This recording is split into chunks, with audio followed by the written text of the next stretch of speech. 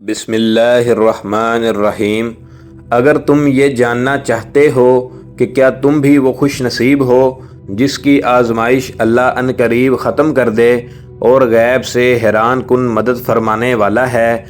اور تمہاری زندگی کی تمام تر رکاوٹیں ہٹا کر ان کی خوشیاں تمہارا مقدر کرنے والا ہے، تو سنو، اس مہربان رب نے زمین و آسمان کو ایک حق کے ساتھ پیدا کیا اور وہ اپنی مخلوق کے حالات و ضروریات سے ہر لمحہ باخبر ہے۔ اللہ تعالیٰ خود قرآن پاک میں فرما رہا ہے، اور حقیقت تو یہ ہے کہ ہم نے انسان کو پیدا کیا ہے اور اس کے دل میں جو خیالات بھی گزرتے ہیں ہم ان سے خوب واقف ہیں، اور اسی کی نشانیوں میں سے ہے کہ وہ تم کو خوف اور امید دلانے کے لیے بجلی دکھاتا ہے اور آسمان سے بارش برساتا ہے۔ اللہ تعالیٰ خود قرآن میں تمہیں اس کا جواب دے رہا ہے، کیا تم نے نہیں دیکھا کہ کشتیاں سمندر میں اللہ کی مہربانی سے ہی چلتی ہیں تاکہ وہ تمہیں اپنی کچھ نشانیاں دکھائے؟ یقیناً اس میں ہر اس شخص کے لیے بہت سی نشانیاں ہیں جو صبر کا پکا اور اعلیٰ درجے کا شکر گزار ہو۔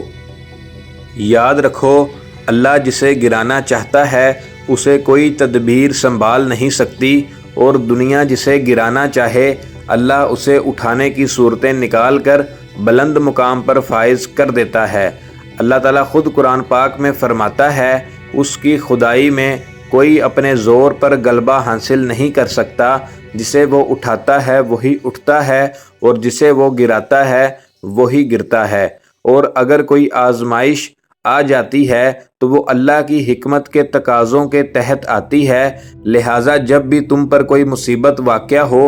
تو ہرگز بے صبری کا مظاہرہ مت کرو اور اپنے آپ کو بیجا کمزور مت کرو، کیونکہ اللہ نے کوئی رات ایسی نہیں بنائی جس کا سحر نہ ہو، اور جانتے ہو کہ جب اللہ تمہاری آزمائش ختم کرنے لگتا ہے تو وہ تمہیں کچھ حیران کن نشانیاں ظاہر کرتا ہے، جس میں ایک نشانی تو یہ ہے کہ وہ تمہارے دل یکسو کر کے اس طرف جما دیتا ہے جہاں تمہارے لیے نجات ہے، اور اس راہ کو اختیار کرنے کے بعد کسی دوسرے راستے کی طرف التفات بھی نہیں ہونے دیتا،